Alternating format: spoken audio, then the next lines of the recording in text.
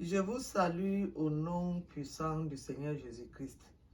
Bienvenue sur ma chaîne Charité Divine, la chaîne qui parle de l'amour de Dieu, des louanges à Dieu, de la parole de Dieu et qui partage les connaissances qui peuvent nous aider dans notre vie de chaque jour. Je m'appelle Maman Marie. Nous continuons la série de vidéos sur comment éduquer nos enfants, comment nous occuper de nos enfants. La fois passée, nous avons parlé des enfants de 4 à 5 ans. Dans la vidéo d'aujourd'hui, nous allons parler des enfants de 6 à 10 ans parce que ces enseignements, c'est par tranche d'âge. Nous commençons. À partir de 6 ans, les enfants commencent l'école primaire. Leurs yeux s'ouvrent petit à petit et ils peuvent comprendre plus facilement lorsqu'on leur explique certaines choses. Car ils savent déjà ce qu'on appelle l'école. Ils deviennent de plus en plus conscients ou conscientes de ce qu'ils font et peuvent distinguer ce qui est bon de ce qui est mauvais. Nous allons remarquer que l'enfant, à cet âge-là, veut passer tout son temps à jouer, à regarder la télévision. Parce que à l'école, quand il était à la maternelle, on leur apprend des petites chansons, on leur apprend des danses, on leur apprend des petites récitations. Donc, il veut jouer tout ça, il veut refaire tout ça, il veut apprendre encore tout ça, il veut faire encore tout ça pour montrer à ses parents, à ses camarades qu'il connaît déjà faire quelque chose. Donc, c'est une façon de se vanter aussi. L'enfant devient turbulent, curieux. Il pose beaucoup de questions sur tout ce qu'il voit, tout ce qu'il entend. Mais il apprend quand même déjà à éviter le danger. Le parent doit faire très attention et doit commencer à discipliner l'enfant à cet âge-là avec amour et douceur. Car c'est à ce moment que les enfants acquièrent des mauvaises habitudes, comme mentir, parce qu'il a peur de dire la vérité pour être fouetté. Et quand il fait quelque chose, on demande, il dit qu'il n'a pas fait. Il manque qu'il n'a pas fait. Ou bien il dit que c'est son frère qui a fait, alors qu'il sait pertinemment que c'est lui qui a fait. L'enfant apprend à voler, prendre des petites sommes d'argent pour petites pièces pour aller acheter les bonbons ou les friandises à l'école. Comme il voit ses autres frères et amis manger, il veut aussi s'en acheter. Donc, il apprend aussi à lutter avec les autres. Parce qu'à l'école, c'est le sauve qui peut. Il y a des enfants qui aiment brimer les autres. Donc l'enfant aussi entre dans ce jeu-là. Il commence à lutter même à la maison avec ses frères et sœurs. Apprendre à insulter comme il entend aussi les autres insulter à l'école. Donc, il faut faire très attention. Et il faut faire en sorte que l'enfant abandonne ses mauvaises habitudes, car ce n'est pas bien. Il faut, dès que vous entendez la première fois, vous voyez la première fois, chercher tout le moyen possible pour qu'il ne reprenne plus cela. D'autres enfants apprennent même, refusent même d'apprendre leurs leçons ou à faire leurs devoirs parce qu'ils passent leur temps à jouer ou à voir les Tintins, comme ils appellent leurs dessins animés. Devant ces enfants, il faut beaucoup de patience, insister sur la communication. Il ne faut pas taper parce que la bastonnade ne sert à rien. Le fouet ne sert à rien. Quand vous habituez l'enfant au fouet, au contraire, il sera rebelle même à ce fouet qui ne va même plus sentir mal quand on tape sur lui. C'est mieux de prier, de lui parler doucement, de le conseiller et de se confier à Dieu, car Dieu est le seul qui peut nous aider à réussir l'éducation de nos enfants. Le fouet n'est pas une solution. Faisons comprendre à l'enfant le bien fondé d'apprendre ses leçons, à faire ses devoirs. Dites-lui que c'est en faisant cela qu'il va réussir. Il aura ses diplômes, il aura un bon travail et un bon rang social. Nous devons toujours suivre le travail de nos enfants à la maison pour savoir ce qu'ils font à l'école et leur aider, répéter les leçons si c'est possible et les aider aussi à faire leurs devoirs.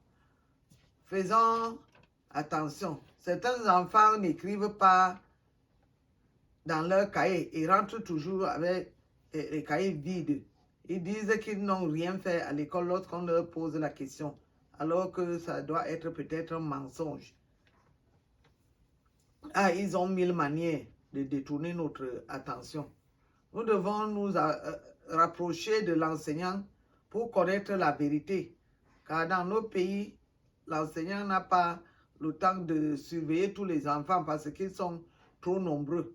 Et d'autres s'asseyent même à même le sol pour quand il n'y a plus de banc. Ils s'assoient sur le sol. Donc il faut s'assurer qu'effectivement, ils n'ont rien fait à l'école quand la situation se répète. Nous devons vérifier aussi si l'enfant entend bien ce qu'on dit à l'école, s'il voit bien au tableau noir. Car s'il ne voit pas bien, il ne peut pas écrire. Il faut poser les questions à la maîtresse. Peut-être l'enfant est assis au fond de la classe et il n'arrive pas à voir le devant. Peut-être il a les problèmes de vue. Il ne voit pas de loin ou il ne voit pas de près. Dans le cas où il est assis trop près devant, il ne voit pas parce qu'il a les problèmes de vue. Essayons donc de l'amener à l'hôpital chez le médecin pour vérifier sa vue, pour vérifier ses oreilles avant de connaître son état de santé et savoir ce que nous pourrons faire. Maintenant, parlons de la lecture. C'est le point le plus important et la base de toute chose. Faites tout votre possible pour aider votre enfant à lire correctement, sinon il ne pourra pas avancer à l'école. Car toutes les matières passent par la lecture, que ce soit les sciences, la géographie ou le calcul. Tout passe par la lecture. Car si on a donné peut-être un petit problème de calcul, si l'enfant ne lit pas, comment il peut résoudre le problème? Il ne pourra pas. Si on a demandé, peut-être écrit un petit résumé, s'il ne voit pas ou s'il ne sait pas écrire, il ne peut pas copier ce résumé. Ou si on lui a posé une question en sciences ou en géographie ou en histoire, s'il ne sait pas lire, il ne peut pas répondre à cette question parce qu'il ne saura pas de quoi il s'agit. Donc c'est très important de la lecture. C'est par ça que nous devons commencer. Toujours apprendre à l'enfant l'alphabet français ou anglais, suivant la session suivie par l'enfant. Se rassurer que l'enfant reconnaît bien les lettres, qu'il ne récite pas seulement. Montrez-lui des lettres une à une, en désordre, et savoir s'il vous lit cette lettre correctement, avant de commencer à lui faire lire les petits mots, les petites syllabes. Doucement, doucement, doucement, il va s'en sortir. L'enfant doit apprendre à se laver lui-même, mais toujours en votre compagnie. À l'âge de 8 ans, il faut que l'enfant sache déjà se laver, lui seul. Il doit se reposer quand il rentre de l'école avant d'apprendre ses leçons. N'obligez pas l'enfant que dès qu'il rentre, assieds-toi ici, tu fais tes devoirs. L'enfant est fatigué. Donc il faut lui laisser le temps de se reposer parce que j'ai vu certaines personnes faire comme ça sur leurs enfants. Et quand l'enfant n'arrive pas, il se met à taper sur l'enfant. Ce n'est pas bien. Veillez à ce que les enfants se couchent entre 20h30 et 21h pour avoir au moins 8 à 9 heures de sommeil avant le matin, car le sommeil aide à récupérer l'énergie et faire grandir les enfants. C'est ce que ma maman me disait.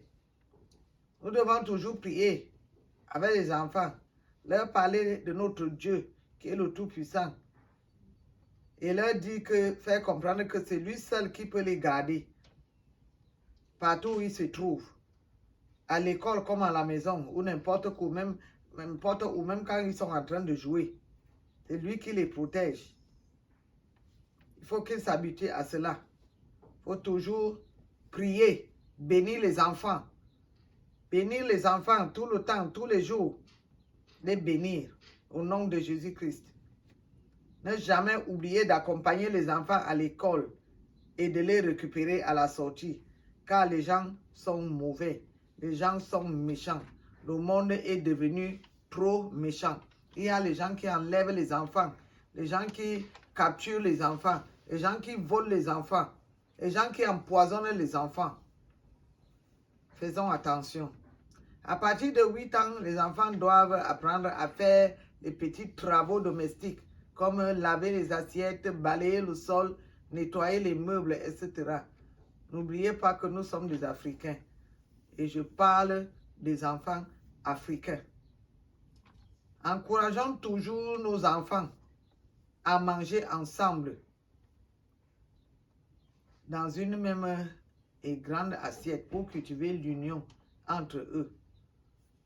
Nous avons déjà parlé de cela dans une autre vidéo. C'est un secret que ma mère m'a donné. Et quand l'enfant a travaillé, il faut le féliciter. Il faut lui dire merci. S'il y a moyen de donner même un petit cadeau, même un biscuit, même un morceau de viande, les enfants aiment la viande, même quoi que ce soit, il sera content. Il sera content et prochainement, il va aller travailler avec joie. C'est pour son bien. Mais il faut le flatter pour qu'il apprenne ça comme ça. Faites toujours preuve de dynamisme pour amener les enfants à rester à la maison. Pour ne pas se balader de maison en maison partout au quartier. Vous devez les occuper à la maison en leur répétant les leçons qu'ils ont fait à l'école. En leur racontant des petites histoires. En leur lisant la parole de Dieu. En disant des contes amusants qui peuvent vous faire rire, vous tous, vous-même et les enfants.